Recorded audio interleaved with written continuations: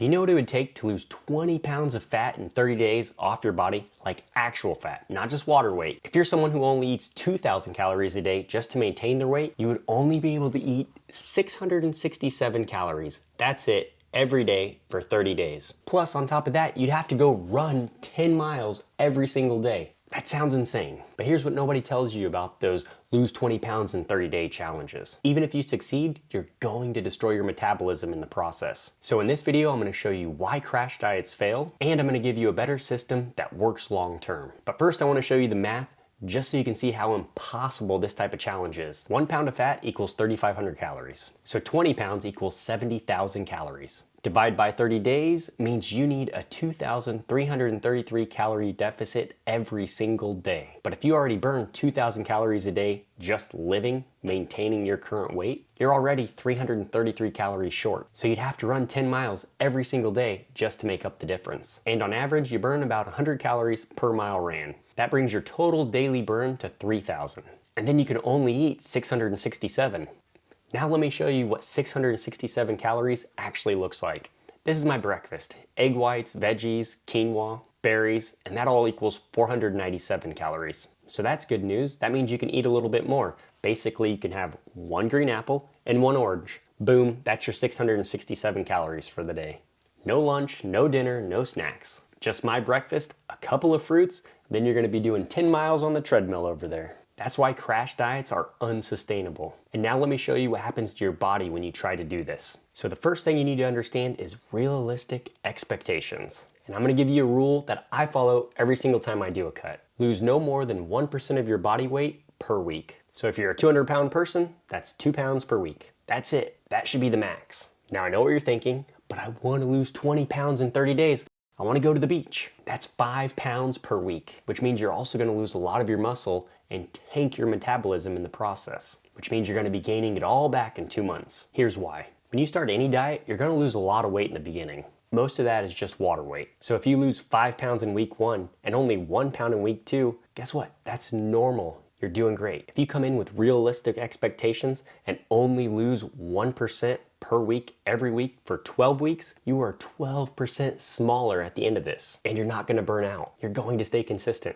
And it's that consistency that's gonna allow you to truly lose 20 pounds of fat. Remember, 4 sticks of butter is 1 pound of fat. You're gonna lose 80 sticks of butter off your body. But here's the part that people miss, and this is why all crash diets fail. When you eat 667 calories a day, your body's not like, oh cool, we're getting ripped for summer. No, your body thinks, oh my gosh, we are starving to death, we're dying. And when your body thinks it's in a famine, it starts pulling energy from wherever it can get it to supply more important things like your vital organs. The problem is, muscle is expensive to maintain, where fat is cheap. So your body starts saying things like, hey, let's not maintain this muscle anymore. We're in a crisis. Let's save the fat for when stuff really hits the fan because things are bad right now. Let me give you a better analogy that'll make this crystal clear. Think of your muscles like a brick building. Your body's the construction crew. When you're dieting like this and you're not getting enough protein in, your construction crew is not getting enough bricks. But they still need to maintain the power plant, which is your vital organs. So what do? They start pulling bricks out of your house, your muscles, your biceps that you don't need anymore right now, to use elsewhere. That's why people who do crash diets end up destroying their metabolism. They literally shrink themselves, but in the worst possible way, by destroying some of their muscle, and less muscle equals lower metabolism. And lower metabolism means you're gonna be gaining that weight back as soon as you eat normal again. Now, when you're dieting with enough protein, you're doing some strength training, you're constantly delivering new bricks every time you eat. Even though the crew is short on fuel, which is calories, they have plenty of bricks, which is the amino acids. So they leave the walls of your house intact.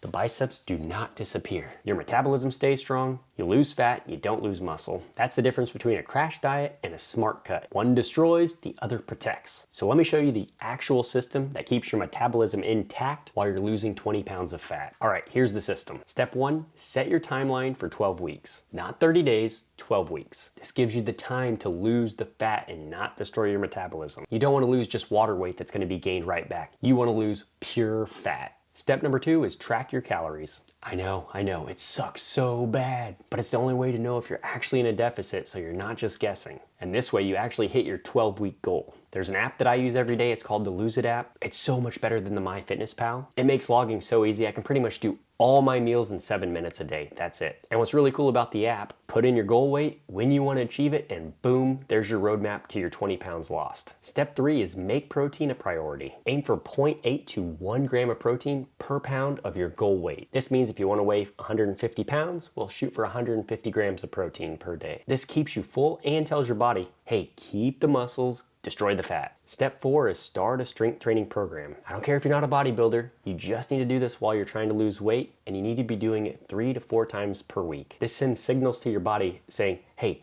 don't take the muscles, we're using them right now, go for the fat. If you don't know where to start, I have a free one you can go grab in the description, or simply go to Google and type in 3-day full body workout. Step 5 is move every single day. A good goal to start with is try to hit 7,000 steps a day. And then every week you can increase it a little bit. Take your kids to the park, do chores, walk after dinner.